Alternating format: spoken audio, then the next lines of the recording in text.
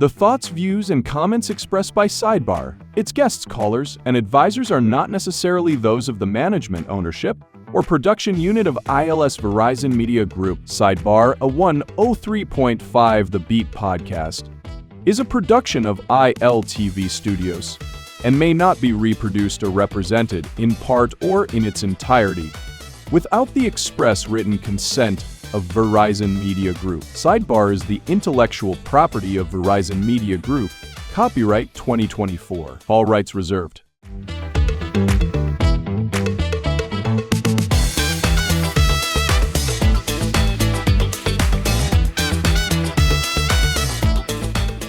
Welcome to SIDEBAR 103 The Beat podcast, powered by ILTV. I'm Stephen Hanna, and today we are back again with Mr. Shyan Chipman.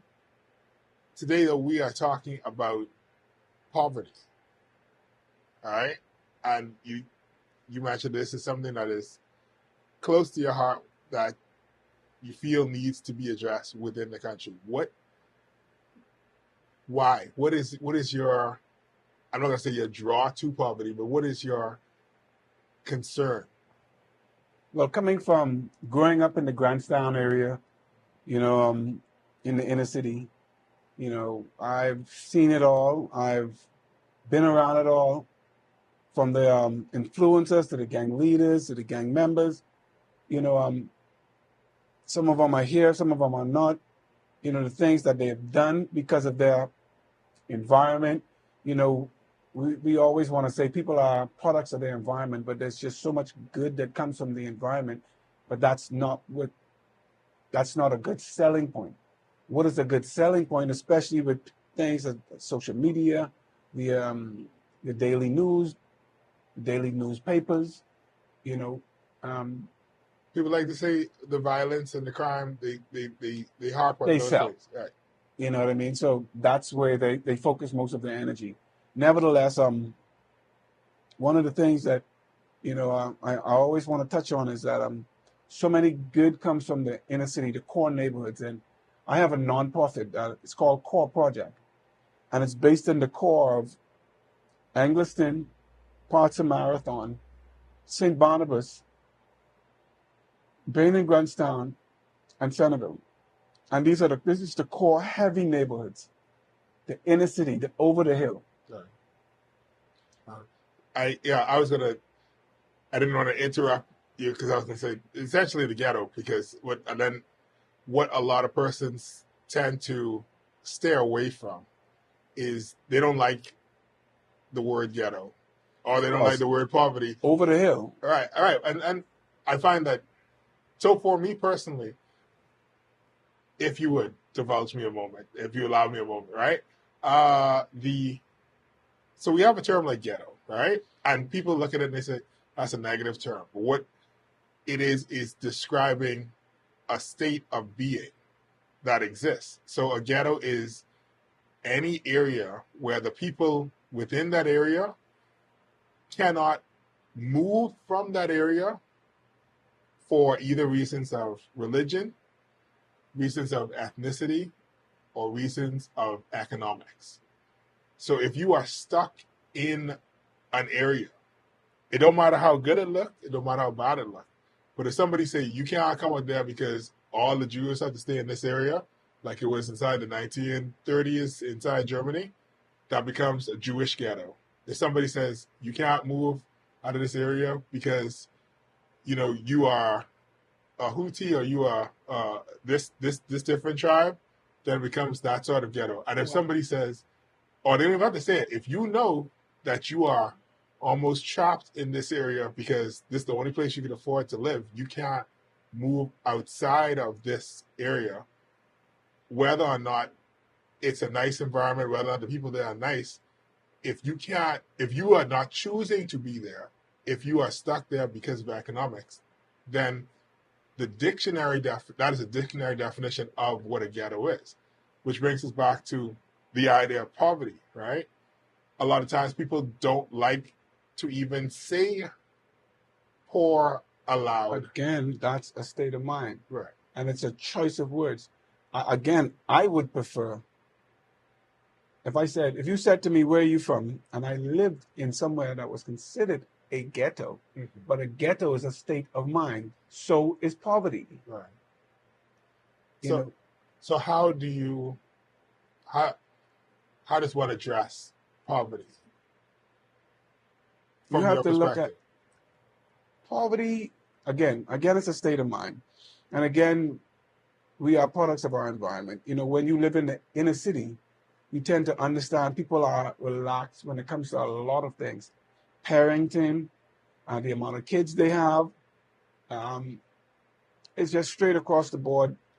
It's a different way of living, and not in a bad way, but a lot has to do with their economic situation, Right. the way they live, the way they, how the children school, how the parents react with their kids. Most of those homes are single parents' homes. You know what I mean? And that doesn't exempt them from being good kids. It's just that the grown-ups are so busy doing their own thing that they allow the kids to do their thing. And when you talk about not being able to move from an area, that sounded like something gang related. And I said that because if you choose to be with a certain gang, you have to stay locked in a certain area unless you move out in a car that nobody can see you. Sure. But in the inner city, you have to remember that was the Garden of Eden. That was where it all began. Grantstown, Bain and Grantstown is where it all began. Because the Yellow Elders, the Elizabeth Estates, the Pinewood Gardens, those were not where it began. You know what I mean? No, yeah, I mean, because it is a matter of perspective. We're going to take a quick commercial break. This is Sidebar 103 The Beat Podcast, powered by ILTV. I'm Stephen Hanna. We'll be right back.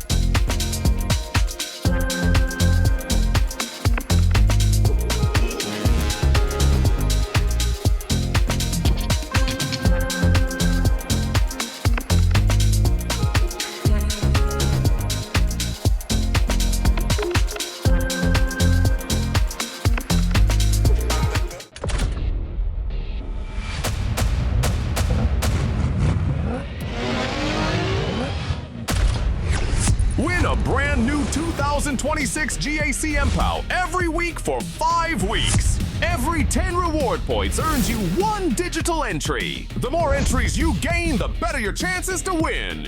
5 weeks, 5 cars. Will you be one of our lucky winners? Catch the keys today, only at Island Luck. Island Luck reminds you that it's only a game, so game responsibly. Introducing Hands for Hunger's The Budget Gourmet, the sizzling new cooking show where 5-star flavor meets everyday ingredients. From pantry staples to farmers markets finds, join Chef Mo as we turn local, low-cost ingredients into gourmet magic, one dish at a time.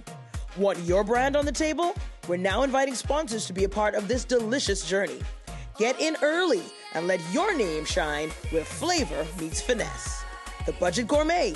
Everyday ingredients with a gourmet twist. The Budget Gourmet. We're making it sweet, low cost meals you can't defeat. Tastes so good, it makes you move. Hands for Hunger is in the groove. The Budget Gourmet.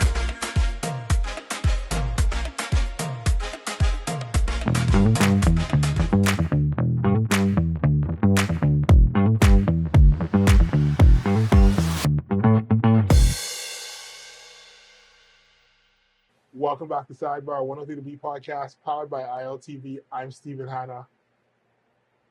Mr. Chipman, one time I I stumbled on a book that Gail Saunders wrote a while back, right? It was like an abridged version of the history of the Bahamas.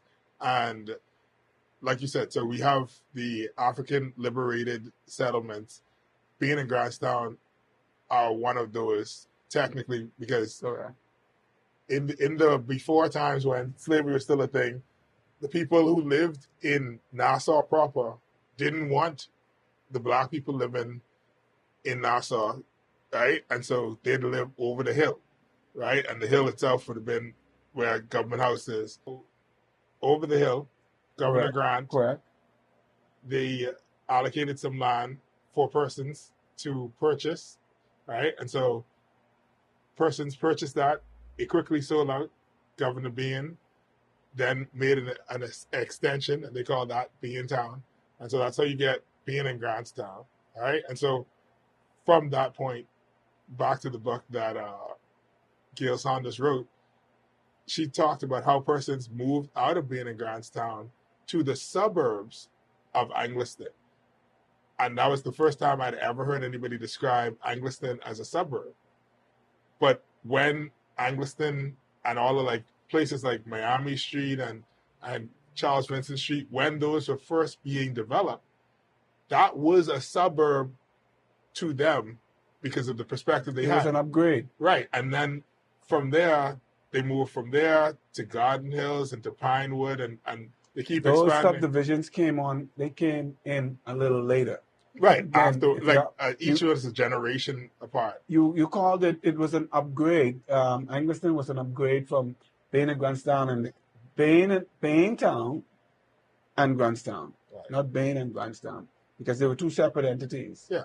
But when you moved from their one bedroom outhouse, kitchen and front room home, to now a two bedroom, an inside bathroom, a front room, a kitchen, that was an upgrade. So now they consider that the suburbs. Yeah. And so they look at that as fancy. But when we talk about back to economics, right? Mhm. The person's having the ability to say, all right, we're going to either save up or work to get to that point. That isn't necessarily, let me not say an option, but it isn't as easily done as it was done in the 1960s, even the 1970s, 1980s, beyond the price of land, when we talk about what persons are making versus what persons are able to purchase with what they are making. And so when it comes to addressing poverty, how can the individual that may be experiencing poverty, living poverty adjacent, how do those persons address it? What can they do about it? Well, it all boils down to the opportunities given to a countryman by the leadership of the country. One of the steps taken, let me lead you up to this so you can understand where I'm coming from. I'll give you a little synopsis. The average family in the inner city makes, at one point it was $210. Prior to the little raise that they got, the minimum wage raise. Yeah. The average household spent $250 per week on groceries to feed that home. It's a mother, maybe a father, and maybe 4 kids, sometimes more. And I'm talking about kids, children, that is. If you're making $210, you're already In the deficit. in the deficit.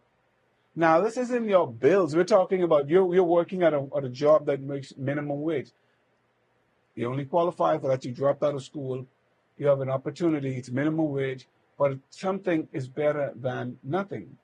So it's $210. You're now spending $250. So now what the government has done is that they raised minimum wage. Now the second part of that is where they do livable wage. My thing is, one of the things we tend to do is we tend to blame government for things that are happening in the outside world. the world is changing around us. The world is evolving. The world is going through these changes. China versus America, all of the above, and we are affected by that because we import $400+ million a year worth of everything. I was gonna say we import basically everything. So, hence the reason why the now Minister of Agriculture, Mr. Jumo Campbell, is stepping up his plight to educate. They're doing the ministry itself, and that's what the ministry is supposed to do. We're not talking about an MP or a party. We're talking about the minister that's responsible for the agriculture in the country. They've given out more grants to farmers. They've been doing more through the urban renewal programs that bring in a lot of seniors and kids. They've been giving out a lot of backyard farming kits and so forth, and teaching them how to create their own hydroponic system. And these are the things that we're going to need to learn how to be self-sustainable. And they were working on a lot of Crown grants for farming and people that want to get into farming, livestock, certain fruits, and so forth. And one of the goals was to start getting into single food markets and encouraging people from the inner city to get involved and ship them out of the country to America. Or even if we were able to use them internally. So I know one of Well, the main goal is to once you feed start ourselves. producing a single food, we want to see how much you can target the market here, and the excess, there's still a market for it, Right. but you're not overproducing anything. Now what they're doing with BAIC is they're creating smaller farmer markets in different areas, and now people can get out to them, people can learn. One of the things that's very important is that people in the inner city don't educate themselves enough. So, in your estimation, do you feel that one of the ways out of poverty is Self-sustainability. right? So more production and industry internally, as opposed to, like you said, if they're making, well, now it's $250, but even if they're making $250 a week and they got to spend $260, if they could reduce the amount that they're spending, and if they were producing more internally, so you're saying production is a means to combat poverty. Okay, if you spend $250 a week on grocery, So you spend let's just say yeah, you you can. spend $250 a week on grocery, and you're left with $240. I'm just saying to spend to get close to that number. Perhaps what you should do is sacrifice that beer, sacrifice those numbers, sacrifice that pack of cigarette, sacrifice whatever you smoke. And I'm using the term because this is the reality of what's happening in the city. You're now finding teenage moms. I have a family in the inner city, an amazing family, and I just want to give you a large understanding of what's happening. They have 40-something people in that yard that can vote. Mhm. So when I say that, you're now having babies. The young ones that are out of school, they're having babies. So now that number is growing. That's how large that 60 by 100 is. How many people live in it? See, I have two thoughts inside my head. All right, one is what are we giving persons to look to, right? Because it is easy enough to say, hey, don't buy that bear that costs $3, right? It used to be $2.50. Used to be buy 2 for $5, right? But let's say your $3 bear. Don't buy the $3 bear for the moment, for that brief moment of escape. The world is on fire. It's hot outside.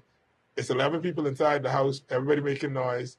You've been work all day. This is your one moment of escape. But don't buy that $3 bear. And what are we giving them to look forward to work towards as a hope? Because it's fun. I don't object to persons being in momentary discomfort for a greater goal, right? So how do we then say to them, this is what you're going to do with the $3 that you were able to save to get further. Stephen, that's a choice. We all have a choice. You cannot tell them what to do with their money. They work for that. I mean, you could though. You can can give suggest. you can take a horse to the well, but you can't force them to drink. My thing is, at the end of the day, a lot of people would, okay, as a community leader, I go to ministries and I see what programs they have, what they offer, what grants they have. I grab information. Information is key. We live in a data-driven. Now, if you want, the saying goes, if you want to slide something past some people from the inner city or colored people, like they like to use that term, just put it in a book or put information. They're not going to read. Everybody has a habit. We have become a dependent society rather than an independent society. Everybody has a habit of, what can you do for me? Or they'll sit there and they'll wait for you to come to them rather than go out there and get that information. I read to national security and I was able to help about 12 young dudes who had one cigarette joint, but they had an honest record. They cannot go to Atlantis or Bahamas to get a job because the first thing these people are going to look at and they can see, Criminal record. you can sell drugs now, I guess. And that's probably going to land us in a lawsuit if something should happen to these people. We cannot take that chance. So we cannot take a chance with you. So now their records have been expunged. So they have an opportunity now to go out there and work for themselves, Right. to be able to help themselves, to be self-sustainable, to become productive citizens in society. Now, even with the ones coming out of prison, what message are we sending them? If we're not saying to them, and then most of them are from the ghetto, the inner city, over the hill, we're not going to give you a second chance. What do you think they're going to do? Do what I know to do. Do what I know best. Right. Pick up a knife, pick up a gun, go and rob somebody, go harm somebody, perhaps even shoot somebody. And this is the reality and the cycle that we have to live in. And one of my prayers is that people that come from the inner city that are successful, that they come back in and mentor. Give an hour of your time a week. Maybe on Saturdays when the boys club are together. Come and say to them, yes, I used to live right in that wooden house over there. Me and all my brothers used to live there, but I came out and my mother sent me to medical school and the government helped me halfway, and now here I am a doctor. That is hope. Right. We're going to take a quick break. You are watching and listening to Sidebar, 103 The Beat podcast, powered by ILTV. I'm Stephen Hanna. We'll be right back.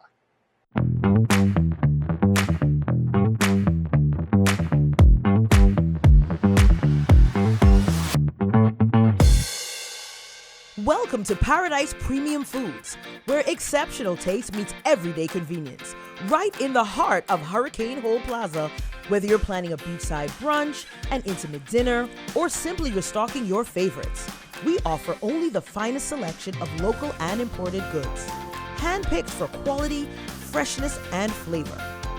At Paradise Premium Foods, shopping is effortless, service is personal, and every visit feels like a treat. From gourmet meals to go to organic essentials and indulgent treats, this is your neighborhood market elevated. Live well, eat better. Discover Paradise Premium Foods, now open at Hurricane Hole Plaza, Paradise Island. Paradise Premium Foods. Taste the difference. Edenwell has expanded their testing menu. We now offer blood work, drug screening, and so much more. Our hours of operation are Monday to Friday, 7 a.m. to 5 p.m., and Saturday, 8 a.m. to 1 p.m., located on 11 Madera Street. We are here for all of your laboratory needs, with fast and reliable lab work done by our friendly and knowledgeable staff. Let us help you take the needed steps to stay in the know about your health. Let's keep working towards a healthier you. Stay Eden well.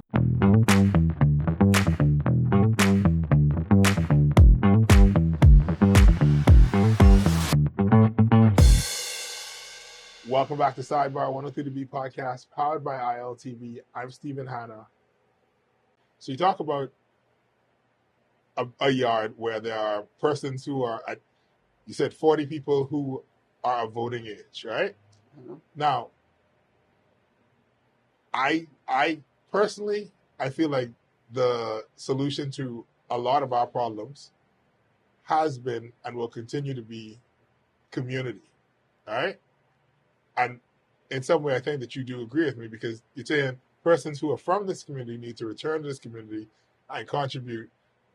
The way you went and you helped those 12 young men out, right? That's community working because you see yourself and them as a part of the wider community, and so you helping them, although it doesn't impact you directly, it impacts you in a general sense. It Right? gives me a sense of being because none of it pays for me. It's all charity work. Right. But you get the thing what you get from it is knowing that you help them. And if you're making the Bahamas a better place, even there probably is somebody somewhere who could figure out how that impacts the economy and dollars and cents, but we know in a general sense, you've helped to make the country a better place. Right? This year alone, I've gotten 4 on the police force, 5 on the defense, 3 on immigration, and 1 at prison. So my goal is to push them where needed. If I see the door open, I immediately jump on it. And like I said, one of the things is, remember the saying as when we were growing up, it took a village to raise a child. Right. When I was small, if I get beaten with the belt or the switch, I pray to God that don't get to my Grammy before I get back down the road, because that's another beating, spanking. Don't let me say beating or karep. You know, and you know how the switch got its name? No, go ahead. When they use the switch, whatever you was doing bad, you're gonna switch your attitude. I don't know if the people who existed, electricity didn't come to Long Island until '97. I don't know if everybody who was using the word switch knew about how circuits work. But back to the persons inside the yard, right? And the reason I want to bring it to that is because so there's macro and there's micro, right? Macro is the big picture, micro is the small picture, the individual, right? A lot of times the government is involved with macro work. So the government is involved with making sure the GDP and the economy works. The economy could be booming and there could still be individuals who are missing out because your GDP could be $30,000 a year, right? Your GDP could be $50,000 a year. But you still have people making $13,000, $10,000, $8,000, barely making any money at all per year, right? Because macro and micro are not the same thing. What you're doing, when you talk about community, you come in somewhere in the middle, right? Where this is a group of individuals, and a group of individuals now, they have more than just one person moving a rock this way. But it's not so large that we forget where we're moving or why we're moving this rock or where the rock is needed. So if you have 40 people inside a yard, right? They might not each of them have $25,000. They might not each of them have $100. Some of them might have $0. But if all of them were to get on the same page and say, this is what we are working towards, right? You've heard the saying, many hands make work light, right? Whatever that may be, it could be building something, it could be selling something, it could be producing something. 40 people is a medium-sized company if all of everybody was on the same page. And so there are opportunities like that where the way out of our problem, the way out of our situation that we are struggling with is a matter of you cannot do it alone. You need to be able to build a community and build the people around you to say, hey, we don't agree on every single topic, but we know, let's say we know we need a new door. Something as simple as a door, right? We need a new door for this house. how are we gonna get this door? The door costs $50, and I don't have $50. You don't have $50. I got $3. You got your. If I got $3, you got $3. That person got $3, right? We got $9. We almost there. We almost to 50 at this point. You understand? So we just need to figure out a way to break it up into small enough bits to figure out how many more $3 we need to make to get that door, right? That's what I'm hearing you say when you say you want people to come back into the community, but also what is the responsibility of the community to look at each other and say, despite the fact that I don't always like the way you talk to me or I don't always agree with you, how can we, one, figure out what it is that we need most, and two, how can we move towards that goal? You see, that question is very tough. One of the things that we have not mastered as yet is coming together and working as a unit. Everybody else does it. And the Chinese has mastered that. Again, they come here with nothing. But they have a system in place that empowers them. And you know what we do? We support that. We don't support us. So we empower them, and they're able to pay off their credit line, some of them loans, whatever it is. They buy the buildings, and you know what we do? We flood it. The Bahamian man trying to survive, so nobody takes a chance. The Bay Street Boys knew what they were doing. They were the first at it. Who took a chance was the Sunshine Boys. They took a chance, put monies together, and they were able to persuade development and different major projects to become the successful brand that they are. Right. But is it, so this is my question, is that really taking a chance when you just mentioned 3 different groups where we know it worked? It doesn't sound like it's a chance. It sounds like more the chance is you thinking that as an individual, you can make it out on your own. It's easier that way. Okay, here's an instance. Here's something recent where black people were, what they call it, pyramid scheme. Pineapple. I mean, it's a new one every day. So one thing I like to tell people, I don't do pyramid schemes. I probably play numbers twice a year on my birthday, and if I dream about a number, it's not my thing, but I'm not knocking it if it's your thing. At the end of the day, to each his own. My thing is, people in the inner city, they're not going to take chances with each other. They don't even take chances with their family. The valid point was if the 40 of those people got together and they put $5 together, yeah. If they put $5 together, 40 times 5, they could probably get 2 brand new doors. Yeah. But they're not going to think like that. I said to them at one point, I was like, listen, y'all have one voice. That one voice speaks to the minister. Mm-hmm. I said, and that one voice brings a list of what it is that y'all need, and then allow him to execute. They did, the 40 of them tried to. Right, because, and so this is, but so in every example that's been given, right? For every for every group that has figured out we're going to all get together, there is somebody who's at the front and does the talking, right? But it doesn't mean that the group doesn't benefit. The group benefits. If you're part of the group benefits.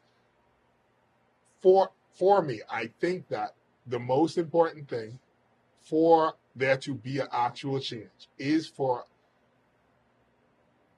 even if we can't all agree on one thing, let's come together and say, what's the 5 things that we want change?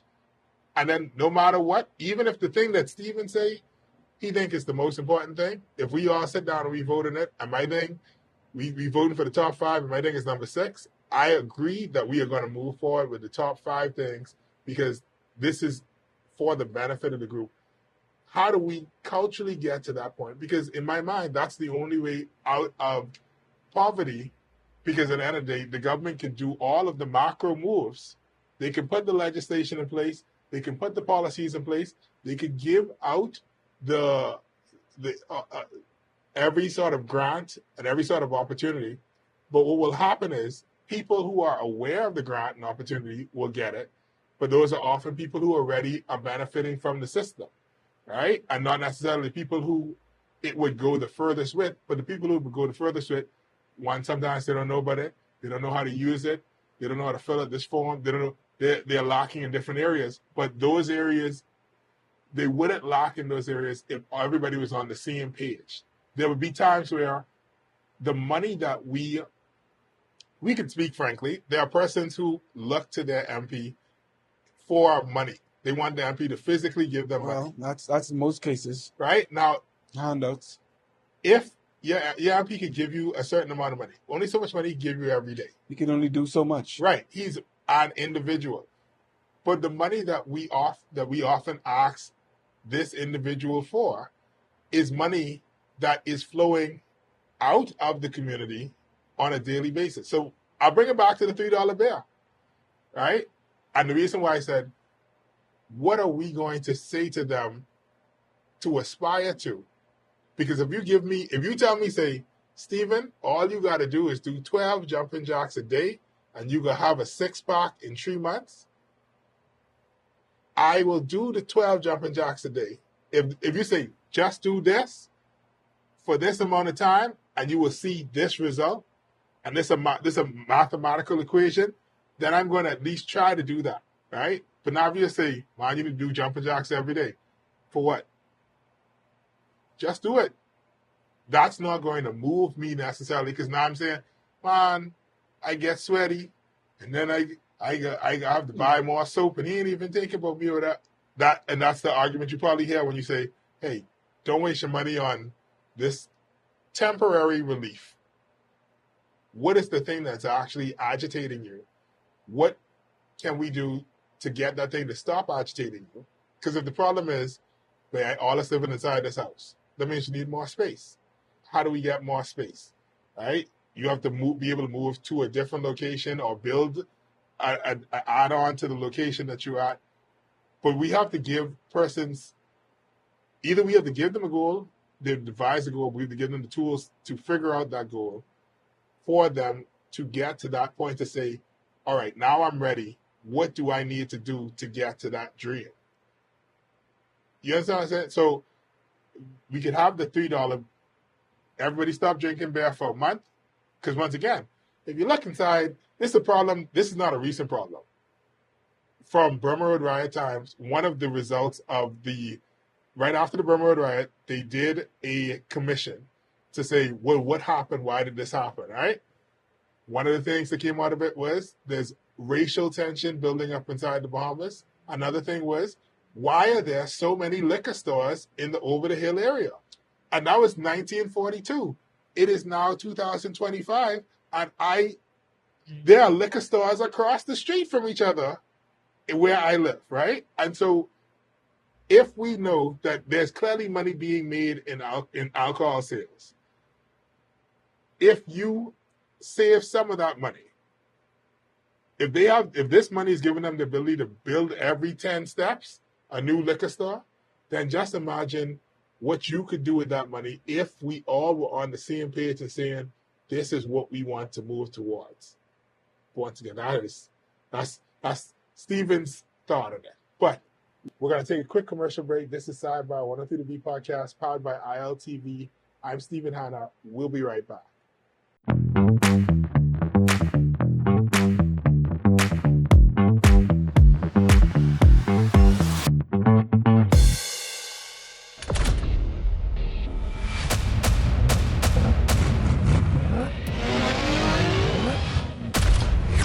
Win a brand new 2026 GAC MPOW every week for 5 weeks. Every 10 reward points earns you 1 digital entry. The more entries you gain, the better your chances to win.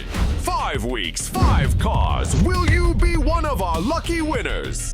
Catch the keys today, only at Island Luck. Island Luck reminds you that it's only a game, so game responsibly.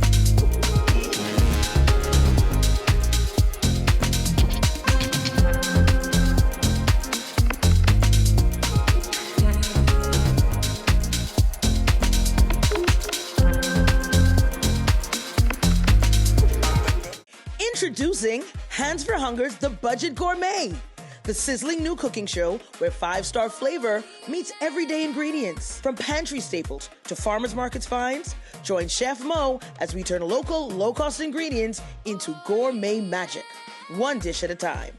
Want your brand on the table? We're now inviting sponsors to be a part of this delicious journey. Get in early and let your name shine where flavor meets finesse. The Budget Gourmet, everyday ingredients with a gourmet twist. The budget gourmet. We're making it sweet, low cost meals you can't defeat. Tastes so good, it makes you move. Hands for hunger is in the groove. The budget gourmet.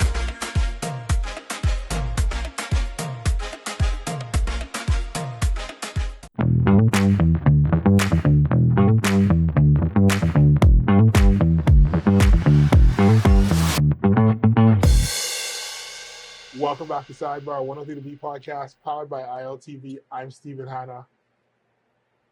Mr. Chip, I know you have a list of suggestions of ways to combat poverty. All right? You want to share the list with us? Well, my thing is no, that's not on my phone. Oh. That was for the other one. Okay. My only thing is people just have to apply themselves more. Information is key. Right. Most of what we need is right in front of us. Again, urban renewal. They have an office in each one of those core neighborhoods. I think that people should take advantage of those. The government is giving free lessons, free trade lessons, free training at the National Training Agency Right. and BTVI. Take advantage of these opportunities because the opportunities are out there, but you have to apply yourself. The opportunities are not going to fall in your lap. That's like a lottery. That's like So it's a 1 in a million chance. Like it's that. a 1 in a million chance. you It can't may be wait for raining. that. It may be raining stones, and you get knocked with a diamond. You know what I mean? Right. That's a 1 in a million chance. So you have to apply yourself. And this is my message for people in the inner city. Go out there, get the information. It's out there. The government is offering training to better jobs, whether it's plumbing, carpentry, mechanic, welding, bartending, you name it, waitressing. Those are opportunities that can bring you $700-800 a week. We have the opportunities out there. Go and get them. You're not going to get them sitting home. Take advantage of what is given there out there. So tell us a little bit more before we go. Tell us a bit more about your nonprofit. Okay, my nonprofit is called Core Project. Again, because it's based in the five core communities. I catch a piece of all the 5 core communities. Right. And what we do, again, we introduce outside nonprofit agencies to the works of the inner city. I identify a lot of the nonprofits here, for example, a lot of the nonprofits would just drop off to a place like Great Commission, great, excellent place. But a lot of people cannot go to a Great Commission. You might not be close to them. No, they're physically challenged, Right. Oh, yeah. bedridden, down in age. So these are the things that hinder it. Some of them are too young. Kids and families, you can't move. The mother can't leave the kids. They can't walk with the children. There's something going on that hinders them from reaching to a Great Commission. Right. So I would encourage other nonprofits to connect with myself, and I identify the most neediest kids, the seniors, and wherever there's work for the teens, especially those right out of school. And there's also the last part of my nonprofit is the Second Chance program, where we identify companies, explain to them situations, and allow them to take on former prisoners coming out of prison back into society. So if we give them a second chance, most of them then had their times in the streets. But the problem is we are a society that don't give second chances. So if we provide them with a second chance, here's where they come out and they become better citizens, and we start to take away from the streets, because if we don't, the streets will consume our kids, our teens, our grown-ups, and everybody in the streets is a cold calculator place. Right. Thank you so much. I'm glad we had this conversation. It feels like a much longer conversation needs to be had. But thank you so much, Mr. Chipman. Once Thank again. you, Stephen. All right. And thank you so much for joining us. Once again, this has been Sidebar 103 to B podcast, powered by ILTV. I'm Stephen Hanna. True God still.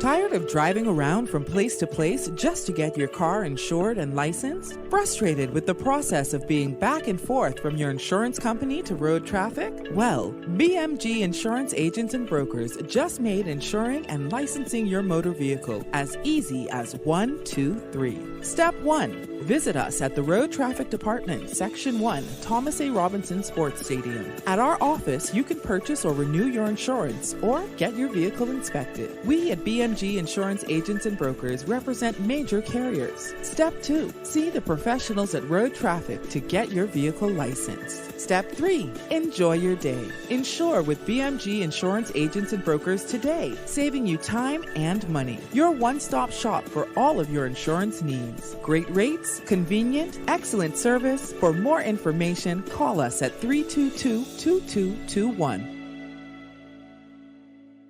So you want a space.